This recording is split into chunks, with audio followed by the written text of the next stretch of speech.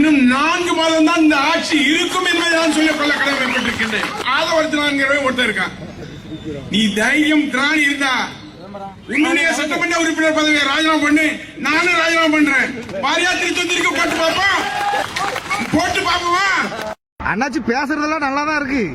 நீங்க ஒரு கணத்து தவளை, அதாவது திருச்செந்தூர் தொகுதியை தாண்டினா உங்களுக்கு தெரியாது. கடந்த ஏடிஎம்கே ஆட்சியில இருக்கும் போதும் நீங்க திருச்செந்தூர்ல தான் நின்று ஜெயிச்சீங்க. அதுக்கப்புறம் டிஎம்கேக்கு மாறினீங்க, அப்பவும் திருச்செந்தூர்ல நின்று தான் ஜெயிச்சீங்க. இன்னும் வேற ஒரு கட்சிக்கு போனாலும் நீங்க திருச்செந்தூர்ல நிப்பீங்க. ஏன்னா உங்களுக்கு வேற ஒன்றும் தெரியாத. ஏன் இவ்வளவு சொல்றீங்களா? ஆதவர்ஜுனா சார திருச்சி இடம் காலியா இருக்கு, அங்க அவரு நிப்பாரு. நீங்களும் திருச்செந்தூர் தொகுதியை ராஜினாமா பண்ணிட்டு அங்க போய் நில்லுங்க. உங்களால ஜெயிக்க முடியுமா? சும்மா வாய்ச்சோடால் விடாங்க அண்ணாச்சி.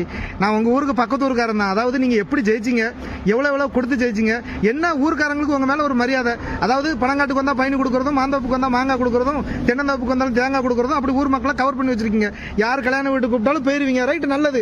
அதனால உங்களுக்கு மரியாதை வழியா, மத்தபடி கட்சி மூலமா உங்களுக்கு மரியாதை கிடையாது. அப்படின்னா தான் எல்லாரும் ஜெயிச்சிருப்பாங்களே. உங்களை அதை புரிஞ்சுக்கணும். உங்க தலைவர் தோத்ததுல உங்களுக்கு வருத்தம் இருக்கும். அதுக்காக வேண்டி ஆட்சிக்கு 4 நாளுக்குள்ள என்ன குற்றத்தை கண்டீங்க?